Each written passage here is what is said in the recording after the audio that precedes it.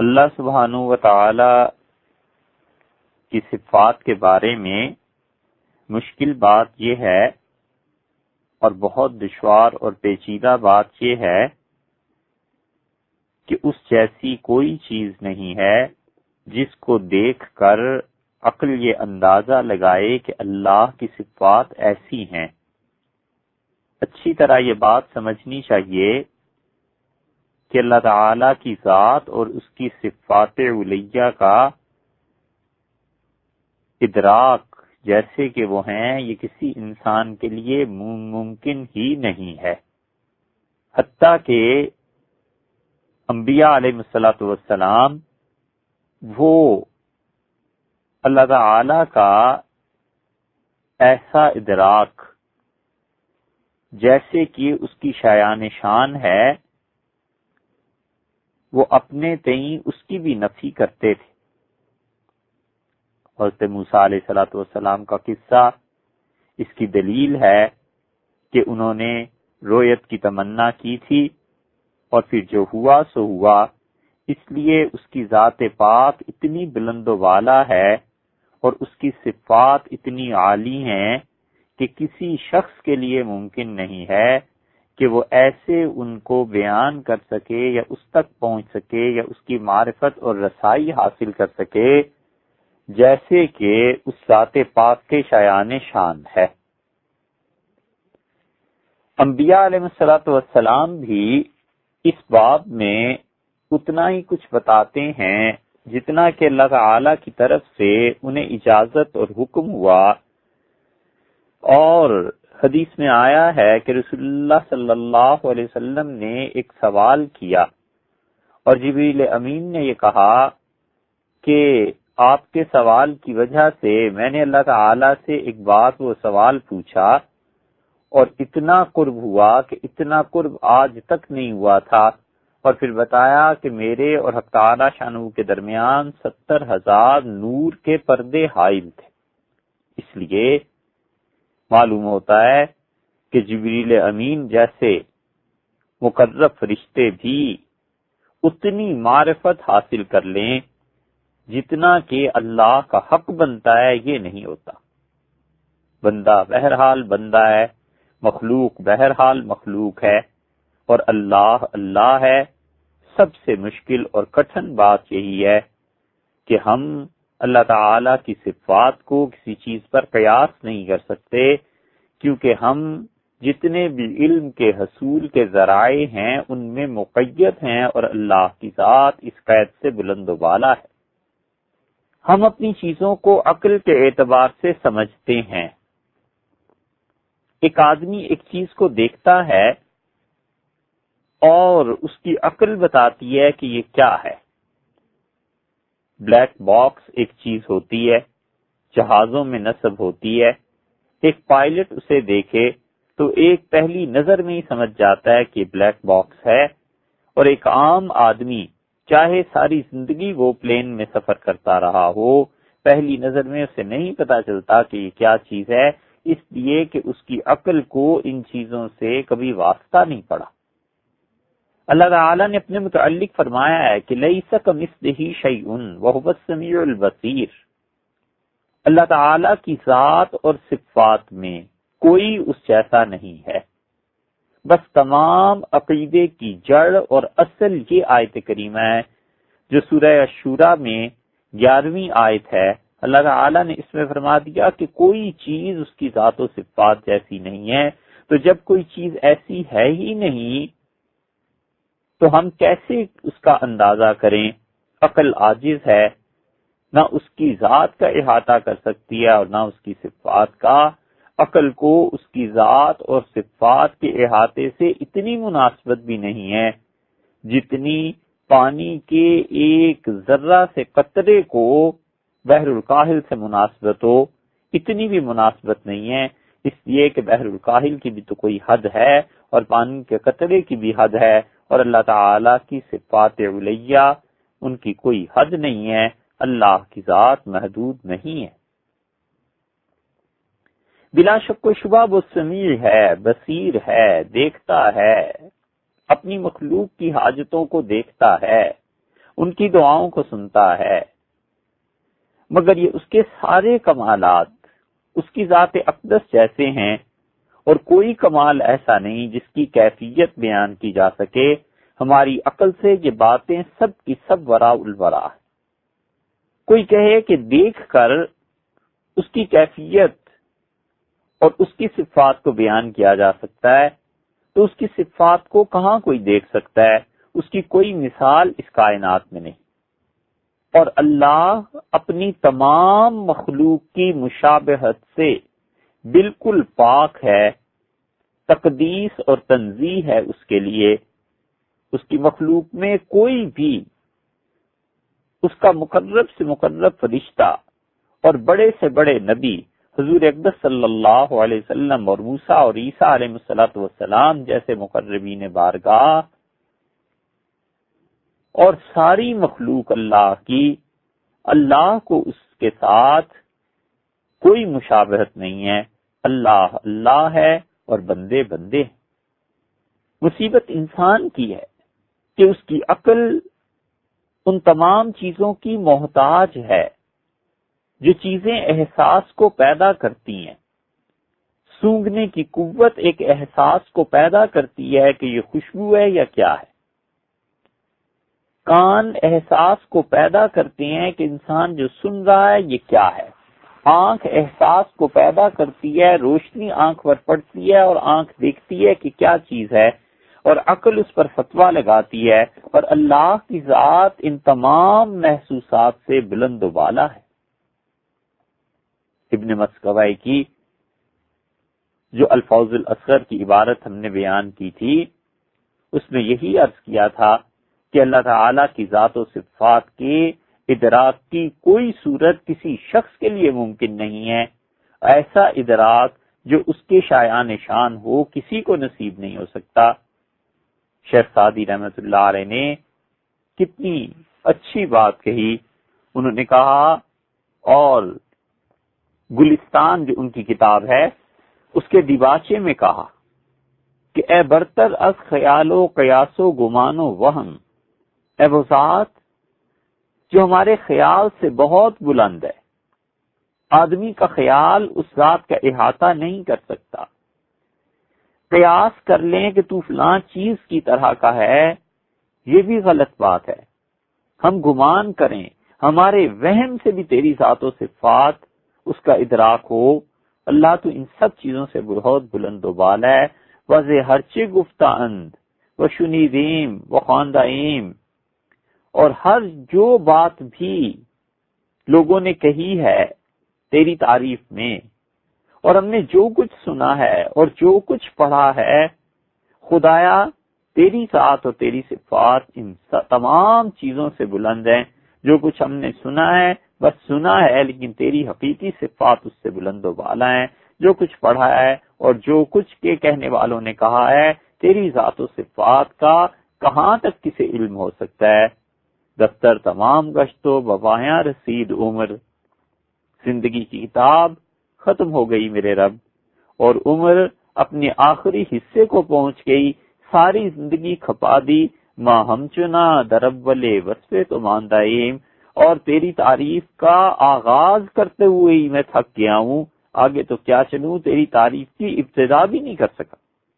یعنی اللہ جتنی تیری تعریف کا ابتدا میں حق ہے، ہم تو وہ بھی پورا نہیں کر سکے، کیونکہ اللہ کی تعریف اس بات کا تقاضا کرتی ہے کہ بندے کو معرفت حاصل ہو، اور انسان کی عقل اور انسان کو جتنی معرفت اللہ کی حاصل ہوتی ہے، اللہ کی ذات و صفات اس سے بھی آگے ہے۔ اور اللہ کی معرفت کا آغاز بقول صوفیہ کے سیر فی اللہ سے یہاں سے ہوتا ہے، پھر قبر میں وہ منازل طے کرتا ہے، پھر حتیٰ کہ جنت میں پہنچ کے رویت ہوگی، باری تعالیٰ کی تجلیات پڑیں گی، تو بھی اللہ کی معرفت میں انسان مست ہو جائے گا، چلتا رہے گا۔ تو یہ کوئی معمولی بات نہیں ہے۔ اس لیے سب سے مشکل مسئلہ یہ ہے کہ اللہ تعالیٰ کی ذات اور صفات کو عقل کے ذریعے قابو میں نہیں لایا جا سکتا۔ انسان کسی چیز پر اس کو قیاس نہیں کر سکتا۔ اس سے بے اختیار وہ بات یاد آتی ہے جو مولانا روم نے مثنوی میں کہی ہے کہ بندے جو خدا کی تسبیح اور تحمید بیان کرتے ہیں اور بندے جو کچھ اللہ تعالی کی تعریف بیان کرتے ہیں، تو بندوں کا اور اللہ کا اس میں کیا تعلق ہے؟ مولانا روم رحمۃ اللہ علیہ نے اللہ تعالی کی صفات پہ اور ذات پاک پہ مثنوی میں جو کچھ بیان کیا ہے، مثنوی کو لوگوں نے ہر رنگ سے پڑھا ہے، مگر علم کلام کے اعتبار سے دیکھیں تو شاہکار ہے مولانا کی یہ کتاب۔ مولانا جلال الدین رومی رحمۃ اللہ علیہ نے علم کلام کے ایسے ایسے مسائل کو حل کیا ہے کہ لوگوں نے اس پہ سینکڑوں صفحات لکھے، اور مولانا نے چند اشعار میں سارے مسئلہ اور اس کے حل کا خلاصہ نکال کے رکھ دیا۔ بندہ کیا کرے؟ یہ جو دوسرا دفتر ہے مثنوی کا، مولانا روم نے اس میں یہ بات بیان کی ہے۔ عام طور پہ مثنوی جو ملتی ہے اس کی جو پہلی اور دوسری جلد ہے، اس میں سے دوسری جلد کے تقریباً آغاز میں مولانا نے یہ بات کہی ہے، تقریباً 150 صفحہ کے بعد وہ کہتے ہیں کہ حضرت موسیٰ علیہ الصلوۃ والسلام نے ایک چرواہے کو دیکھا۔ کہانی ہے، کوئی اصل نہیں ہے، اور انہوں نے عنوان قائم کیا کہ اللہ تعالیٰ، وہ کہنا یہ چاہتے ہیں کہ اللہ کی حقیقی تعریف انسان کے امکان سے باہر ہے، لیکن جس طرح بھی ہو سکے اللہ کی تعریف کرنی چاہیے، کیونکہ تعریف اس بات کا تقاضا کرتی ہے کہ معرفت حاصل ہو۔ ایک بچہ صدر مملکت کے پاس جا کر کیا تعریف کرے گا؟ اسے پتہ ہی نہیں ہے کہ صدر مملکت کی ایسی بڑی چیز ہوتی ہے۔ ایک بچے کو اپنے باپ کا، ماں کا پتہ نہیں ہے، ان کے کپڑے خراب کر دیتا ہے، اور بچے کو جتنی معرفت حاصل ہو جاتی ہے کہ یہ والد ہیں، یہ والدہ ہیں، یہ صدر ہیں، یہ فلاں ہیں، اتنا بچے میں ادب اور احترام پیدا ہو جاتا ہے۔ تو حق تعالی شانہ کی معرفت حاصل ہو حقیقی تو وہ تعریف وہ کرے جو اس کے شایان شان ہو، مگر معرفت کیسے حاصل ہو سکتی ہے؟ لیکن دوسرا اس کا پہلو یہ ہے کہ بہرحال تعریف تو اس کی کرنی ہے۔ تو اللہ تعالیٰ کی حقیقی تعریف تو امکان سے باہر ہے، لیکن جس طرح بھی بن پڑے اس کی شہنشاہیت، اس کی بادشاہت کی، اس کی ذات اور صفات ولیہ کی تعریف تو کرنی ہے۔ مولانا نے سمجھایا ہے کہ اللہ کی تعریف کرو، اور دیکھو اپنے دل کو ٹھیک رکھو اور خلوص سے۔ یہ جتنی علمی باتیں ہیں ان میں بظاہر یہ بات آپ کو بہت کم درجے کی محسوس ہوگی، مگر یہ پہلو دیکھنا بھی ضروری ہے کہ ہم لوگوں کا اللہ کی تعریف کو بیان کرنا اصل میں اخلاص وہاں دیکھا جاتا ہے کہ اس میں اخلاص کتنا ہے، خلوص نیت کتنی۔ تو بتاتے ہیں کہ دید موسیٰ یک شبانے راہ برا، حضرت موسیٰ علیہ السلام نے ایک چرواہے کو راستے میں دیکھا، گڈریا تھا، بھیڑ بکری چراتا تھا۔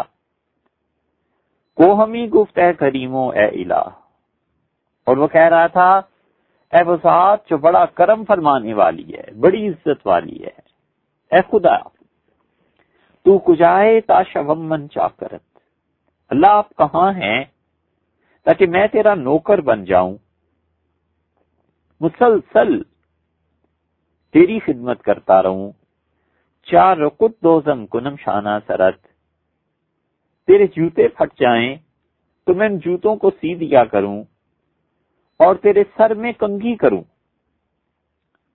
تو کجائے تاکہ خدمت ہا کنم جام اترا دوزم و بخیا زنم، میرے خدا تو کہاں ہے تاکہ میں تیری بہت سی خدمتیں کروں، اور ان خدمتوں میں تیرے کپڑے پھٹ جائیں تو میں انہیں سی دیا کروں، اور کہیں ادھر جائے کوئی کپڑا تو اللہ اس میں بخیا لگا دوں، تو جوتے پہنے، تو اچھے کپڑے پہنے، اور پھر تیرے اس پہننے کے بعد تیرے کپڑے جب میلے ہو جائیں، جامعت شویم سپشایت کشم شیر پیشت آورم اے محتشم، تو میں تیرے ان میلے کپڑوں کو بھی دھو کے رکھوں، اور اے اللہ تیرے سر میں کنگھی کروں، اور تیرے بالوں میں جب جوئیں پڑ جائیں تو میں ان جوؤں کو نکالوں اور ماروں۔ اور اے بڑی عزت والی ذات، اے بڑے معزز اور اے بہت عزت والی ہستی، میں بھیڑوں کا دودھ نکال کے تیرے سامنے پیش کروں۔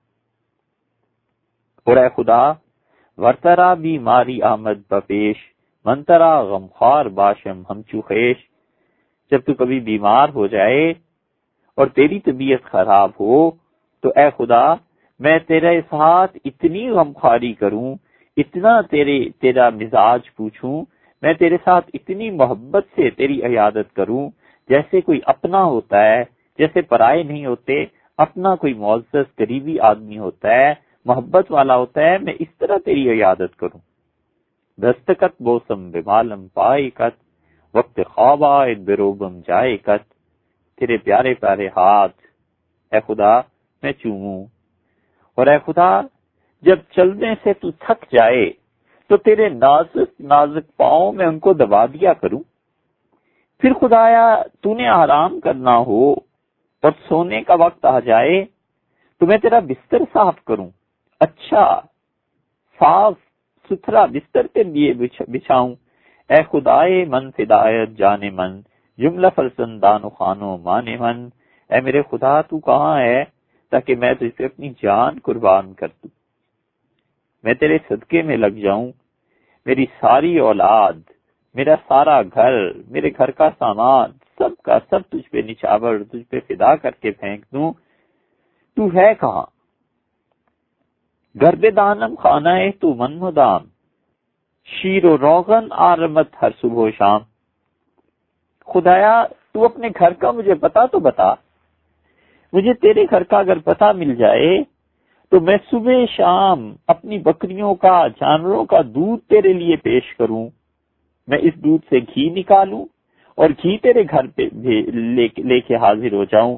ہم پہ نیرو نان ہائے روغنی، خم ہائے جو غرات اے نازنی، اور اے نازنی، اے میرے محبوب، اے نازک جسم اور بدن والے، میں تیرے کھانے کے لیے روغنیاں لاؤں، ایسی روٹی جس میں گھی ملا ہوا ہو، اور پھر دہی کے مٹکے تیرے سامنے رکھوں اور پنیر لے کے تیرے گھر پہنچوں تاکہ تو کھائے اور تو خوش ہو اس کھانے سے۔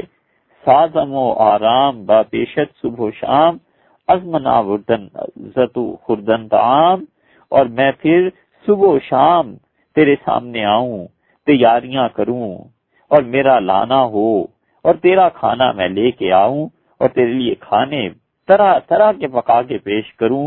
اے فدائے تو ہما بزہائے من، وے بے عادت ہے او ہائے من، ہائے وہ ذات میری ساری بکریاں تجھ پہ قربان جائیں، ہائے وہ ذات جسے میں یاد کرتا ہوں تو آہیں دل سے نکلتی ہیں، رو دیتا ہوں، خدایا تو کہاں ہے، میری بکریاں تجھ پہ قربان، میرا گھر بار تجھ پہ قربان۔ زی نمت بے ہودہ بھی گفتاں شباں، گفت موسیٰ باقی تست اے فلان۔ وہ چرواہا اس طرح کی باتیں کر رہا تھا تو حضرت موسیٰ علیہ السلام نے سن لی، باقی است اے فلان، اور انہوں نے کہا ارے تو کس سے بات کر رہا ہے؟ گفت با آکس کے مارا آفرید، این زمینوں چرخ ازو آمد پدید۔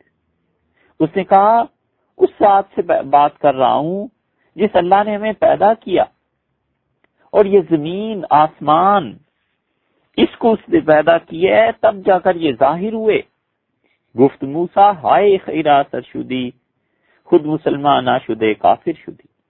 حضرت موسیٰ علیہ السلام نے فرمایا ہائے افسوس، ارے بے وقوف تو پاگل ہو گیا، تو مسلمان نہیں رہا، تو کافر ہو گیا۔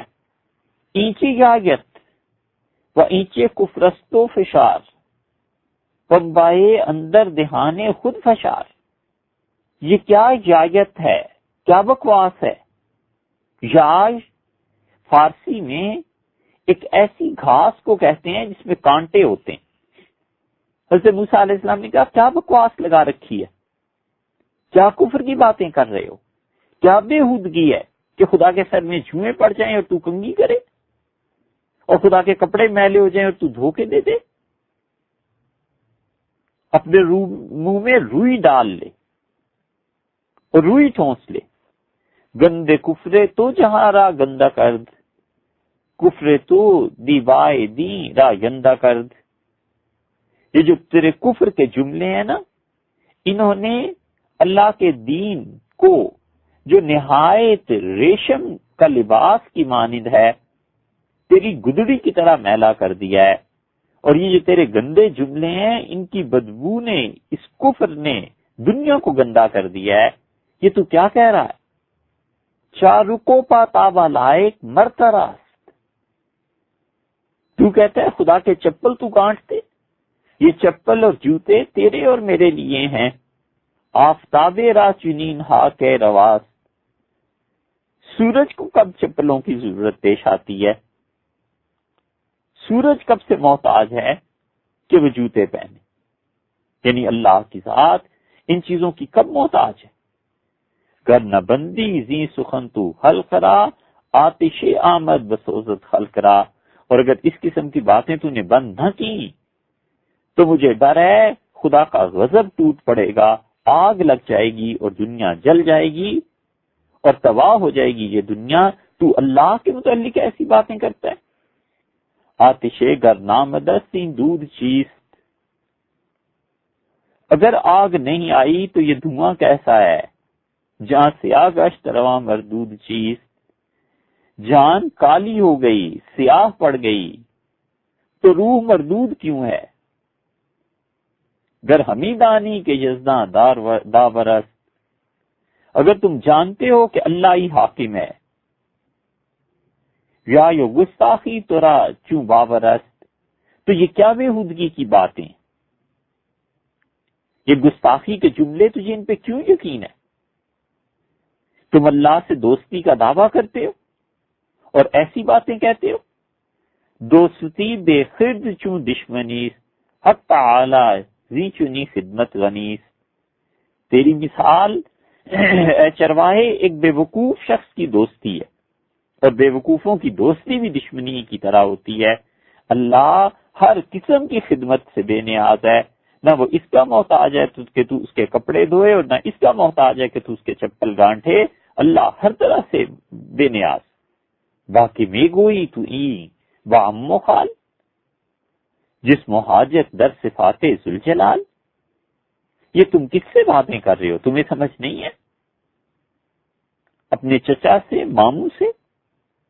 تم جانتے نہیں کہ جسم اور ضروریات زندگی اللہ کی صفات میں سے نہیں ہے؟ اللہ اس سے بہت بلند ہے۔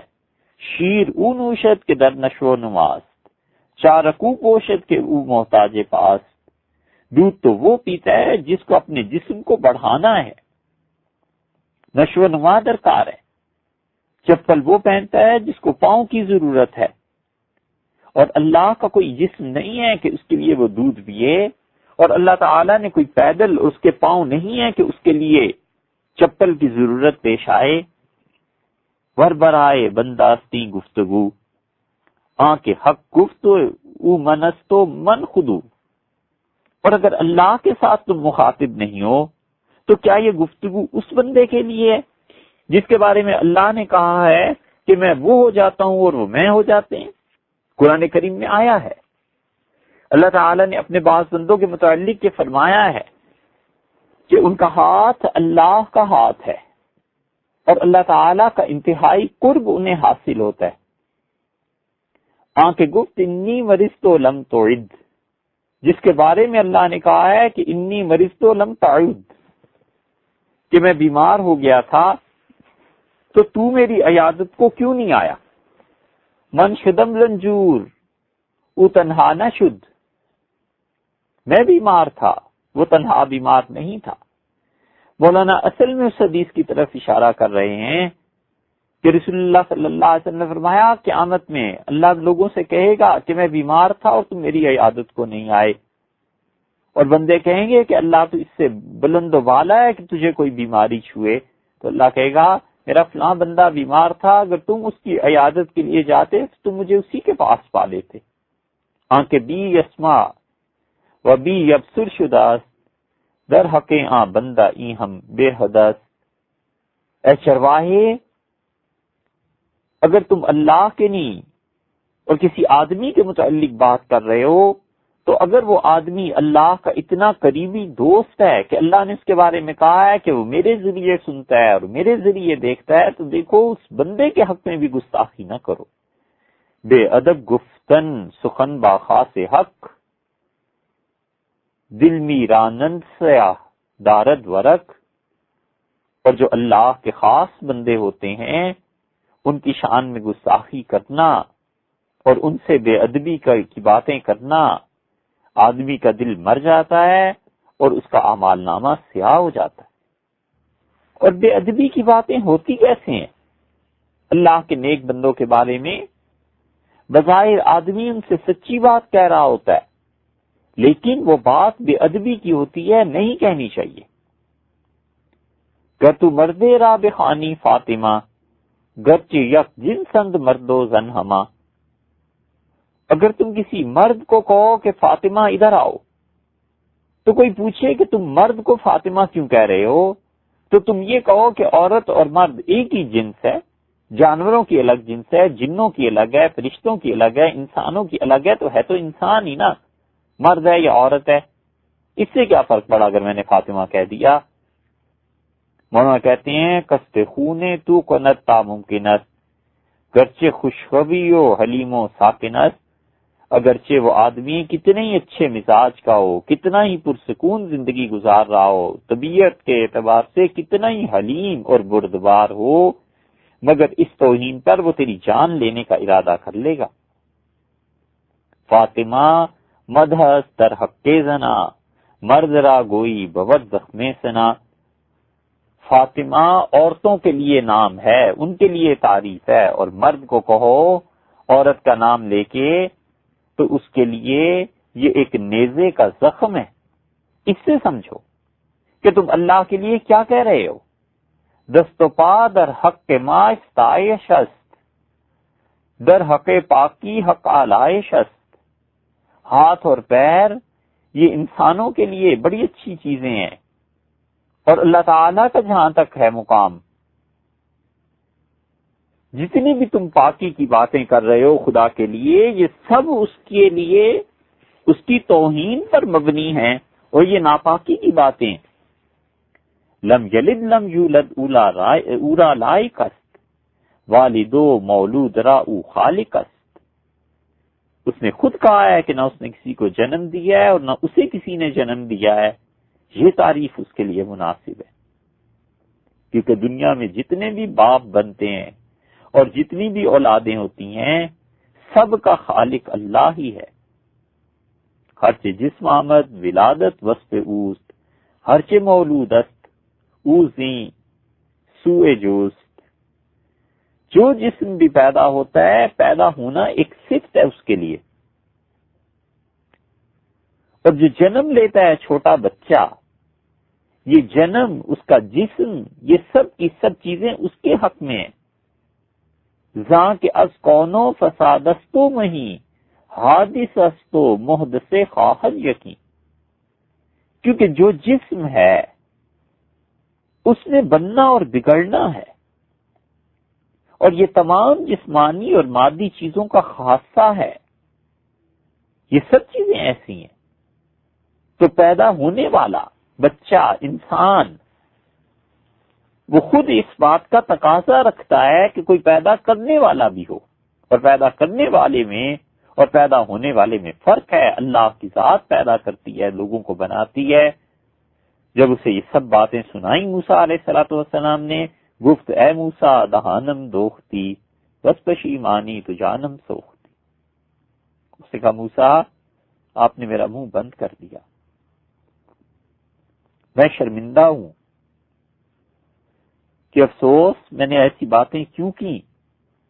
میں تو اپنی بکریاں، اپنے بچے، اپنا گھر، سب کچھ اس پہ قربان کر رہا تھا، اور میں تو کہہ رہا تھا کہ مجھے تیرے گھر کا پتہ نہیں مل رہا، مل جائے تو میں صبح شام دودھ اور گھی اور روغنی روٹیاں اور دہی کے مٹکے اور پنیر تیرے دکھانے کے لیے پیش کروں.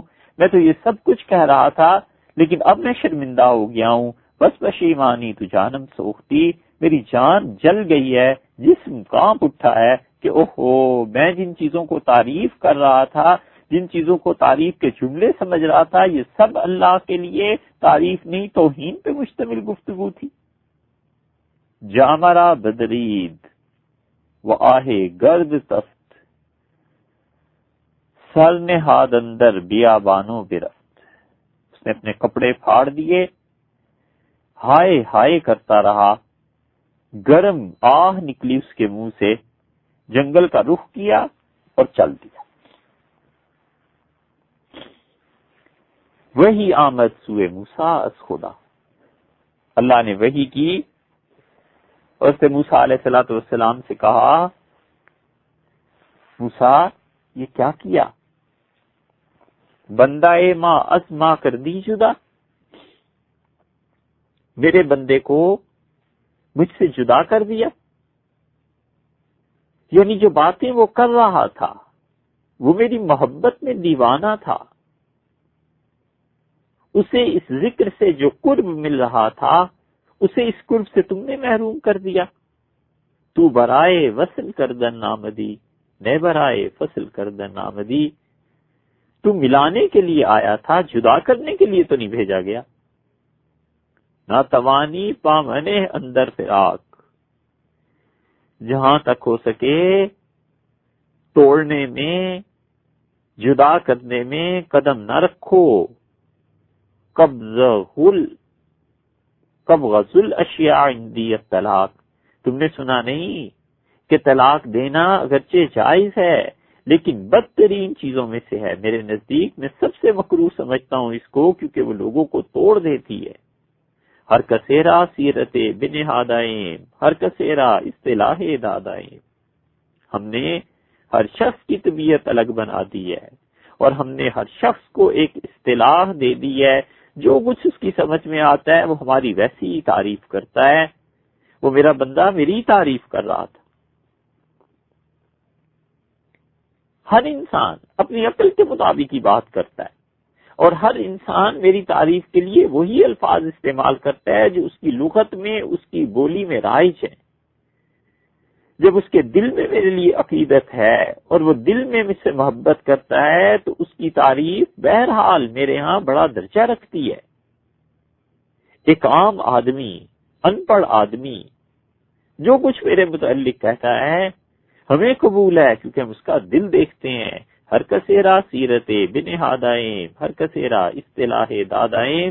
ہم نے ہی ہر شخص کی طبیعت الگ بنا دی ہے، ہم نے ہر شخص کو ایک اصطلاح دے دی ہے، ایک اپنی تعریف کا طریقہ ہم نے ہر ایک کو سکھا دیا ہے. در حق او مدح در حق تو زم، در حق او شہد و در حق تو سم. ممکن ہے وہ جو کچھ کہہ رہا ہے اس کے لیے تو وہ میری تعریف ہے اور تم اگر کہو گے تو میری برائی ہو جائے گی. اس لیے کہ ہم نے تمہیں علم دیا ہے، رسالت دی ہے، شعور دیا ہے. اگر یہی باتیں تم کہو تو یہ زہر ہے، آدمی کی روح مر جائے. اور یہی باتیں جو وہ کہہ رہا تھا تو وہ شہد تھا، اس لیے کہ اس کو اتنی عقل تھی.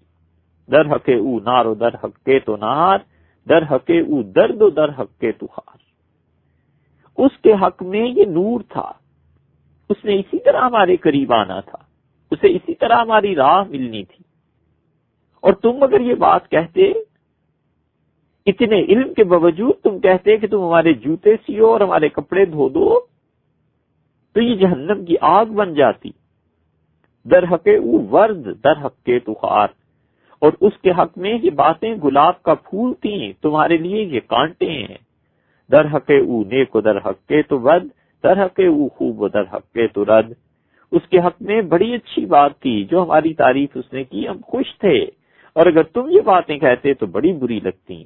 اس کے حق میں جو چیز اچھی ہے وہ تمہارے حق میں مردود ہے، اس لیے کہ تمہیں اللہ نے علم دیا ہے اور اس کے پاس کچھ چیز نہیں تھی. اور سنو، ہم تمہیں اپنی حقیقت کی بات بتائیں. ماں بری از پاک و ناپاکی ہما، از گرا جانی و چالاکی ہما۔ لوگوں کی جہالت اور لوگوں کا علم، لوگ جو ہماری پاکیزگی بیان کرتے ہیں اور جو لوگ ہمیں گالیاں دیتے ہیں، ہم سب سے بلند و بالا ہیں، ہمیں کوئی احتیاج نہیں ہے۔ جو لوگ سستی کرتے ہیں اور جو چست ہیں ہماری عبادت کرتے ہیں، ہم سب سے بلند و بالا ہیں۔ من نہ کردم امرتا سودے کنم، بلکہ تابر بندگاں جودے کنم۔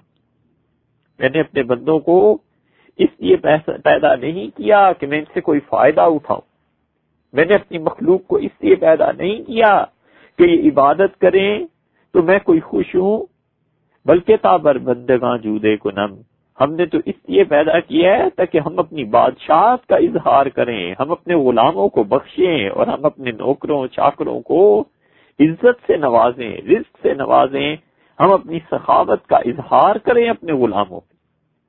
جو کچھ تم اپنے علم کی وجہ سے کہتے ہو، اور جو کچھ وہ چرواہا اپنی جہالت کی بنیاد پہ کہہ رہا تھا، ہندیاں را اصطلاح ہند مدا، سندیاں را اصطلاح سندھ مدا، ہندوستان والے ہماری تعریف کریں تو اپنی بولی اپنی زبان میں کریں گے، اور سندھ والے ہماری تعریف کریں سندھی زبان میں تو اپنی زبان میں تعریف کریں گے۔ یہ اگرچہ ایک دوسرے کی تعریف کو نہیں سمجھ سکتے، ہندوستان والے سندھی نہیں سمجھ سکتے اور سندھی ہندوستانی نہیں سمجھ سکتے، مگر ہم سب سمجھتے ہیں، لیکن ہم ان کے محتاج نہیں۔ من گردم پاک از تسبیح شاں، پاک ہمیشہ شوندو درفشاں۔ لوگ جو سبحان اللہ کہتے ہیں، میری تسبیحاں پڑھتے ہیں اور کہتے ہیں اللہ تو پاک ہے، تو پاک ہے، تو لوگوں کے کہنے سے میں پاک نہیں ہوتا، یہ سب کچھ پڑھا کے اپنے ہی آپ کو پاک کرتے ہیں، اپنے گناہ دھلواتے ہیں، مجھ پہ کیا فرق پڑتا ہے۔ موسیٰ ما بیرون را نہ نظریں موقال را، ہم انسانوں کے ظاہر کو نہیں دیکھتے، جو ہماری تعریف میں جملے بولتے ہیں ہم ان کی زبانوں کو نہیں دیکھتے۔ ما درون را بے نظریں موقال را، ہم دیکھتے ہیں اس کے دل میں کیا ہے، اس نے ہماری محبت میں اپنی حالت کیا بنا لی ہے۔ ناظر قلبیم گر خاشع بود، گرچہ گفتے لفظ نا خاضع بود، ہمیں دل چاہیے جو عاجزی کرنے والا ہو، ہمارے ساتھ جڑا ہوا ہو، اگرچہ ظاہر میں جو اس کے الفاظ ہیں اس میں عاجزی نہ ہو، مگر ہم تو دل دیکھتے ہیں کہ اس کے دل میں کیا ہے۔ زاں کے دل جوہر بود گفتن عرض، پس تو فعل آمد عرض جوہر غرض۔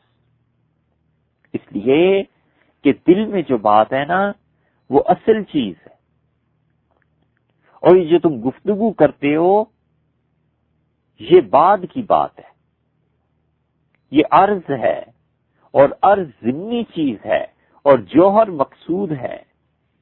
چند عظیم الفاظ و اسمار و مجاز، سوز خواہم سوز با آسوز ساز، یہ منہ سے بولنا اور دل میں میرے خلاف باتوں کو چھپانا، میں لوگوں سے ان کے دل کی محبتوں کو مانگتا ہوں، اور یہ دلوں میں کسی اور کی محبت بسائے ہوئے ہوں اور زبان سے میری تعریف بولتے رہیں، یہ کب تک دھوکہ دیں گے؟ دیکھو میں لوگوں سے سوز چاہتا ہوں، میں چاہتا ہوں لوگ میری عشق اور محبت میں جل اٹھیں، یہ چیز ہے جو انہیں مجھ تک پہنچائے گی۔ آتش از عشق درجاں برفروز، سر بسر فکر و عبادت را بسوز۔ میرے بندے محبت کی آگ اپنے دل میں لگا، اور یہ جو تو عقل سے ساری باتیں کرتا رہتا ہے نا، ان سب چیزوں کو جلا دے، مجھے جلا ہوا دل چاہیے۔ موسیٰ آداب دانا دیگرند، سوختہ جانو روانہ دیگرند۔ اے موسیٰ علیہ السلام، جو مجھ سے ادب اور طریقے سے گفتگو کرتے ہیں وہ اور ہیں، اور کچھ ایسے ہیں جو میرے عشق میں جلے ہوئے ہیں اور جن کی روح جل اٹھی ہے میری محبت میں، کہ لوگ اور ہیں۔ عاشقانہ ہر زمان سوزیت نیست، بردہ ویراں خراج و عشر نیست۔ یہ جو میری محبت میں جلے ہوئے ہیں انہیں ہر وقت جلنا ہے، ہر وقت ان کے اندر آگ لگی ہے۔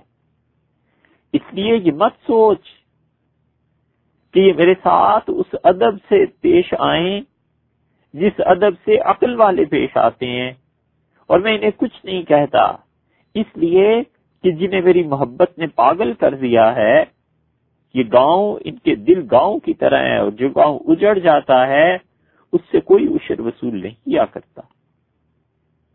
ورخطا گوئے دورا خاتی مگو، گھر بود پر خو شہید آرا مشو۔ دیکھو اگر کوئی غلط بات وہ کہتا ہے میری محبت میں جلا ہوا، تو بات کو غلط کہو لیکن کہنے والے کو غلط نہ کہنا، اس لیے کہ خون ناپاک ہوتا ہے، مگر جس شہید پر وہ خون لگا ہوا ہے نا وہ شہید ناپاک نہیں ہوتا۔ خون شہیدہ را زعاب اولا ترست، یہ خطا اسد ثواب اولا ترست۔ شہیدوں کا خون پاک اور صاف پانی سے زیادہ ہمیں پیارا لگتا ہے۔ اور وہ جو غلطی سے مجھے کہہ رہا تھا نا کہ میرے چپل بنائے اور دہی کے مٹکے مجھے پیش کرے اور میرے سر سے جوئیں نکالے، یہ اس کی غلطیاں مجھے 100 صحیح چیزوں سے زیادہ اچھی لگتی ہیں، صحیح جملوں سے زیادہ اس جلے ہوئے دل کے آدمی کے یہ جملے اچھے تھے۔ در درون کعبہ رسم قبلہ نیست، چه غم از غواص راپا چپلا نیست۔ جب کوئی گھر کے اندر آ جائے اور بیت اللہ کے اندر آ جائے تو پھر اس سے یہ نہیں کہا جاتا کہ قبلے کی طرف منہ کر، اس لیے کہ چاروں طرف قبلہ ہے۔ اور جب کوئی پانی میں تیرنے کے لیے اتر جائے تو کوئی کہے تمہارے پاس چپل نہیں ہے تو اسے کیا فکر ہے، اسے کیا غم ہے۔ تو جس نے اپنی محبت میں، ہم سے محبت میں اپنے آپ کو کھو دیا اور دیوانہ ہو گیا، پاگل ہو گیا، وہ اگر الفاظ کی پابندی نہیں کر رہا تو کیا غم ہے۔ تو سرمستاں کلاؤزی مچو، از رفو مرجاما چاکا رامگو۔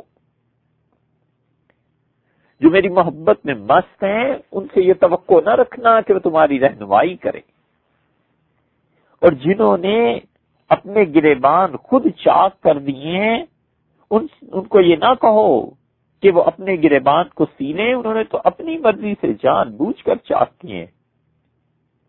ملت عشق از ہوا ملت جداس، عاشقاں را مذہب و ملت خداس۔ میری محبت کا مذہب تمام مذہبوں سے الگ ہے، اور جو میرے عشق میں جل اٹھے ہیں ان کا دین میں خود ہی اللہ ہوں۔ لال را گر مہر نہ بود باک نیست، عاشق از دریائے غم غمناک نیست۔ ہیرا، لال، پتھر اگر اصل ہے نا تو کسی سنار کے ٹھپے کی پرواہ نہیں ہے کہ وہ تصدیق کرے، ہیرا ہیرا ہی ہوتا ہے۔ اسی طرح جو لوگ میرے عشق کے غم میں غرق ہو گئے ہیں ان کے لیے پھر باقی کوئی غم نہیں رہتا۔ مولانا روم رحمۃ اللہ علیہ نے مثنوی میں اس قصے کو آگے بھی چلایا ہے، لیکن اس ساری اتنی طویل حکایت کو بیان کرنے کا مقصد یہ تھا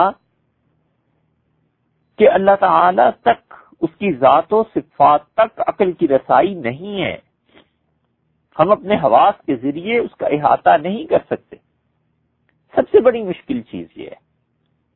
اور دوسری بات جو اچھی طرح سمجھنی چاہیے وہ یہ کہ اللہ کی صفات اس کی ذات کے ساتھ قائم ہے، مگر وہ ذات میں اس طرح حلول کیے ہوئے نہیں ہیں جس طرح بعض اشیاء کا بعض اشیاء میں مل جانا ہوتا ہے۔ مثلا سرخ رنگ ہے، یہ ضروری ہے کہ رنگ اپنے اظہار کے لیے کسی چیز پہ قائم ہو، گتے پہ قائم ہے، کتاب پر قائم ہے، کپڑے پہ قائم ہے، وگرنہ آپ کہتے رہیے سرخ رنگ. یہ سرخ رنگ جب تک کسی چیز پر قائم نہیں ہوگا آپ کو پتہ نہیں چلتا. تو سرخ ہونا ایک صفت ہے، اور جس چیز پر قائم ہوا ہے وہ اس کا محل ہے، اس کی جگہ ہے. تو آراز جو ہیں اپنے وجود اور قیام میں محل کے محتاج ہوتے ہیں، کیونکہ ان کا اپنا بذات خود کوئی وجود نہیں ہوتا. سرخ رنگ کا کوئی وجود اپنا نہیں. تو اللہ کی جتنی بھی صفات ہیں ان کا اللہ کے ساتھ ایسا تعلق نہیں ہے جس طرح آراز اپنے وجود اور قیام میں محل کے محتاج ہوتے ہیں. صفات نے ذات میں حلول نہیں کیا ہوا، اور ذات نے صفات میں حلول نہیں کیا ہوا. حق تعالی شانہ کی صفات اس کی ذات کے ساتھ قائم ہیں، مگر وہ حلول کیے ہوئے نہیں ہیں جس طرح آراز کا حلول ان کے محل میں ہوتا ہے. یہ بہت اہم بات ہے، اور اس کی مزید تشریح آگے کو آئے گی. اور تیسری بات جو اللہ تعالی کی صفات کے معاملے میں یاد رکھنا ضروری ہے وہ یہ ہے کہ ہم جتنے بھی الفاظ بولتے ہیں، حیات، علم، قدرت، سمع، بصر، کلام، اللہ تعالی کے لیے ہاتھ، آنکھ، یہ ہمارے الفاظ اللہ کی ذات و صفات کو شامل نہیں. وجہ، حقیقت وہ یہ ہے کہ یہ جتنی بھی چیزیں ہیں یہ محسوس ہوتی ہیں، معقولات ہیں، ہمارے مشاہدے میں آتی ہیں، ہماری عقل میں آتی ہیں. ہم ہاتھ بولتے ہیں تو ہاتھ کوئی چیز ہماری سمجھ میں آتی ہے، چہرہ بولتے ہیں تو کوئی چیز سمجھ میں آتی ہے. اللہ تعالی کی ذات و صفات جب ہمارے احساس کے تحت نہیں ہے اور نہ ہماری عقل کی رسائی ان تک ہے تو ہم اس کے لیے الفاظ کہاں سے لائیں؟ اس لیے ناچار مجبوری سے ہم انہی الفاظ کو استعمال کر سکتے ہیں جو الفاظ عام لغت میں ہیں. یعنی جب ہم ہاتھ کہتے ہیں تو حق تعالی شانہ کا ہاتھ سے کیا مراد ہے، اللہ کی آنکھ سے کیا مراد ہے، یہ الفاظ ہم نے اپنے اظہار کے لیے لیے ہیں. اس آنکھ کا مطلب یہ نہیں ہے کہ حق تعالی شانہ کے لیے بھی ہماری جیسی کوئی آنکھ ہے، معاذ اللہ. اب دو ہی صورتیں تھیں، یا تو کوئی ایسی لغت ہوتی، کوئی ایسی زبان ہوتی جو اللہ ہی کے لیے خاص ہوتی، انسانوں میں نہ بولی جاتی، تو وہ الفاظ انسانوں کی سمجھ میں آتے ہی نہ، پھر فائدہ کیا تھا. اور دوسری صورت وہی ہے جو اب ہے کہ اللہ تعالی نے ہمارے ساتھ کلام فرمایا ہے ہماری سطح کے مطابق، بغیر تشبیہ کے اور بغیر خالق و مخلوق میں کسی مشابہت کے، صرف ایک مثال کے ذریعے اس نظریے کو واضح کرنا ہے. ماں کہتی ہے پانی اور بچہ کہتا ہے مانی، پے کو صحیح طور پر ادا نہیں کر سکتا. ماں کچھ اور بولتی ہے، بچہ کہتا ہے مم. مم سے مراد وہ کھانا لیتا ہے، تو ماں بچے ہی کی زبان میں کہتی ہے کہ مم لا دوں، مانی مانی یعنی پانی پیو گے. تو یہ جو ماں بچے کی سطح پہ اتر کے بول رہی ہے نا، ماں بھی جانتی ہے کہ حقیقی الفاظ کیا ہیں، لیکن کیا کرے، بچہ انہی چیزوں کو سمجھتا ہے. مجبوری بچے کی ہے، ماں کی نہیں. حق تعالی شانہ نے جو اپنی صفات الہیہ اور جو اپنی ذات مقدسہ کے لیے الفاظ ہم لوگوں کو سکھائے ہیں کتاب و سنت کے ذریعے سے، یہ ہماری مجبوریاں ہیں، ہم محدود ہیں. اللہ تعالی کی ذات ان حدود سے بلند و بالا ہے. اگر وہ ایسے الفاظ، ایسا کلام کرتا جو اس کے شایان شان ہے تو بندے محروم رہ جاتے. اس لیے اچھی طرح یہ سمجھنا ضروری ہے کہ حق تعالی شانہ کی ذات و صفات کا حقیقی ادراک اول تو ممکن نہیں، اور دوسری بات یہ ہے کہ اللہ تعالی کی صفات اس کی ذات کے ساتھ قائم ہیں، مگر ذات میں اس طرح حلول کیے ہوئے نہیں ہیں جس طرح اور چیزوں میں حلول ہوتا ہے. اور تیسری بات وہ یہ ہے کہ ہماری لغت کے الفاظ یہ ہماری مجبوریاں ہیں، ہمارا محدود ہونا ہے، ہماری عقل، سماعت، بصارت ان چیزوں کا محدود ہونا ہے، اس لیے ان الفاظ کو بولا جاتا ہے، وگرنہ اللہ تعالی کی ذات اور اس کی صفات ہماری لغت کے الفاظ سے بلند و بالا ہے۔ ان تینوں مجبوریوں اور دشواریوں کے باوجود لوگوں کو اللہ تعالی کی صفات کی پہچان کرانا ضروری ہے۔ یہ ایمان کا حصہ ہے کہ لوگ اللہ کی صفات کو جانیں۔ اس مقام پہ پہنچ کے آپ کہہ سکتے ہیں کہ جب معاملہ اتنا مشکل ہے تو آخر پھر اللہ کی صفات پر بحث کیوں کرنی ہے؟ بھئی اس لیے بحث کرنی ہے کہ اللہ تعالیٰ کی صفات کو جاننا انسان کے لیے ضروری ہے کہ انسان اللہ کی صفات کو جانتا ہو، وہ جانے کہ اللہ رب ہے، تاکہ جب اسے اپنی تربیت کی ضرورت پیش آئے اور کھانا پینا اور احتیاج لازم ہو تو اللہ کی صفت ربوبیت پر غور کرے۔ اللہ تعالی کی مغفرت کی صفت کا جاننا اس کے لیے ضروری ہے تاکہ اسے یہ احساس حاصل رہے کہ اگر مجھ سے گناہ ہو جائے تو کوئی ذات ایسی ہے جو معاف کر دیتی ہے اور بخش دیتی ہے۔ آپ یہ اس آدمی سے پوچھئے جس سے کبھی اضطرارن گناہ سرزد ہو جاتا ہے اور اس کی جان پر بن جاتی ہے، اور وہ ڈھونڈتا ہے کہ کہیں جاؤں اور توبہ کر لوں اور جاؤں اور معافی مانگ لوں، اور پھر وہ اختیار اپنے گناہ کے بوجھ سے نکلتا ہے اور دبا ہوا ہوتا ہے اور ہاتھ پھیلا دیتا ہے اور رو دیتا ہے کہ جو میں نے کیا ہے مجھے معافی اس کی چاہیے، اور وہ جانتا ہے کہ اس کا رب اسے معاف کرنے والا ہے۔ اس لیے انسانوں کے باطن کو مطمئن رکھنے کے لیے اور انسانوں کی ضروریات کے لیے اور شخصیت کی تعمیر کے لیے ضروری ہے کہ اللہ کے اوصاف، اللہ تعالی کی صفات سے بندے کی واقفیت ضروری ہو۔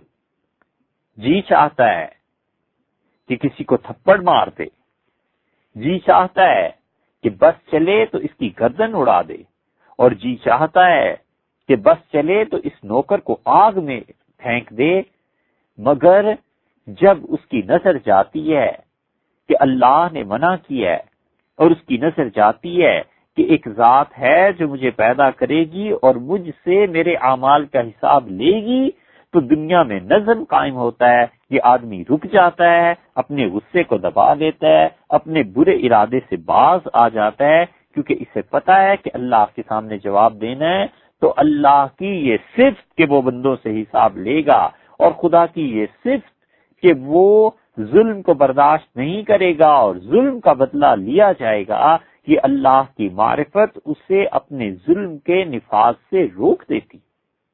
اس لیے اللہ کی صفات کی معرفت ضروری۔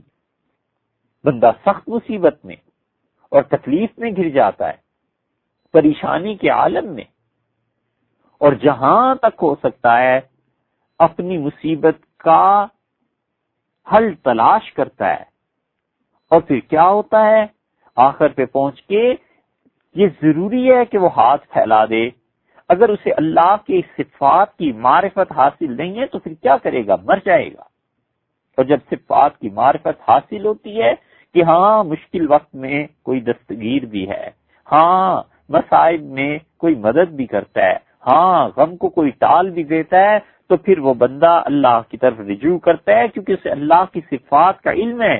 اسی لیے اللہ نے فرمایا اَمَّن یُجِیبُ الْمُضْطَرَّ اِذَا دَعَاهُ، کون ہے جو اپنے بندے بے قراری کے عالم میں اس تک پہنچ جاتا ہے جب اسے پکارتا ہے، وَيَكْشِفُ السُّوءَ، اور کون ہے جو اس کی اس برائی اور دکھ کو دور کر دیتا ہے۔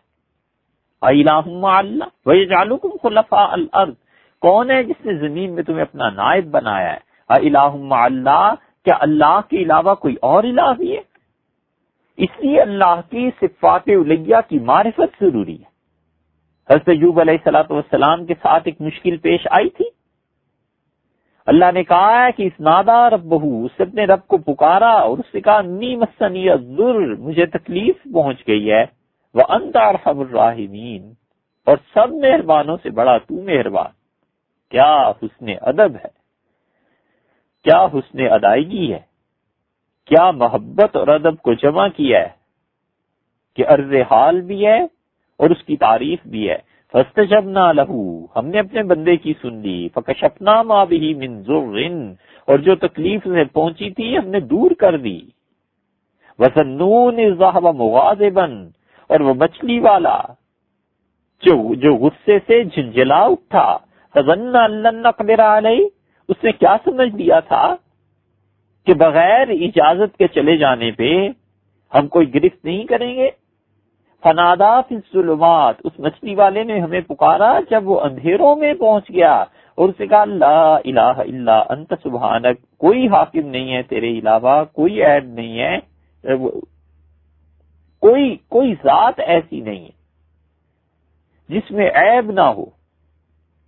فنادا فی الظلمات، اس نے اندھیروں میں ہمیں پکارا اور کہا لا الہ الا انت، کوئی حاکم نہیں ہے تیرے علاوہ۔ اللہ، وہ خطا تھی جو مجھ سے ہوئی، سبحانک، بے عیب تو تیری ہی ذات ہے، تیرے بندوں میں کچھ نہ کچھ کمی تو رہتی ہی ہے، انی کنت من الظالمین، میں بلا شبہ گناہگاروں میں سے تھا۔ فاستجبنا لہ، ہم نے اپنے بندے کی پکار سنی، ونجیناہ من الغم، اور وہ جو گھٹ رہا تھا، غم تھا، ہم نے اسے نجات دی۔ وَكَذَلِكَ نُنْجِي الْمُؤْمِنِينَ، اور ایمان والوں کو ہم اسی طرح بچا لیا کرتے ہیں۔ وَزَكَرِيَّا، تیسری مثال اللہ دے رہا ہے، وہ کہتا ہے اور زکریا کو دیکھو، اِذْ نَادَىٰ رَبَّهُ رَبِّ لَا تَذَرْنِي فَرْدًا، جب اس کے یہاں اولاد نہیں تھی تو اس نے ہمیں پکارا اور کہنے لگا اے میرے رب مجھے اکیلا نہ چھوڑیں۔ وَأَنْتَ خَيْرُ الْوَارِثِينَ، اور جتنے بھی وارث ہوتے ہیں سب سے اچھا تو ہی ہے۔ فاستجبنا لہ، ہم نے اپنے بندے کی پکار کو سنا، ووہبنا لہ یحییٰ، ہم نے یحییٰ اس کا بیٹا اسے بخش دیا، واصلحنا لہ زوجہ، اور ہم نے اس کی بوڑھی عورت کو اس کے لیے اچھا کر دیا۔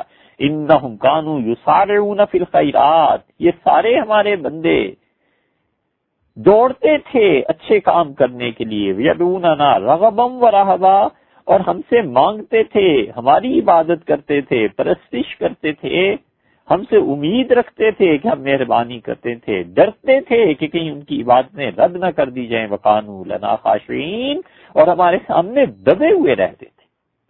یہ اس لیے مثالیں دی ہیں کہ انبیاء علیہ الصلوۃ والسلام بھی خدا کی صفات کو جانتے ہیں، معرفت انہیں ان کے بقدر حاصل ہوتی ہے جو اللہ نے انہیں دی ہوتی ہے، اور ان کی معرفت امتوں کی ساری معرفت کو جمع کر لیا جائے تو اس سے بھی بلند و بالا ہوتی ہے، یہ اتنے بڑے لوگ تھے۔ تو ایک طرف وہ دشواری ہے اور دوسری طرف یہ بھی مجبوری ہے کہ لوگوں کو اللہ تعالیٰ کی صفات کی پہچان کرانا ضروری ہے، کیونکہ انسانوں کی تربیت کا تعلق اللہ تعالیٰ کی صفات کے لیے، صفات کے ساتھ انسان جڑے ہوئے، تو اس لیے اللہ تعالیٰ کی صفات کو سمجھنا چاہیے تاکہ انسان اپنی شخصیت کو بہتر بنا سکے اور اللہ کی معرفت حاصل کر سکے اور اپنی اخروی زندگی کو بہتر بنانے کا سامان پیدا کر سکے۔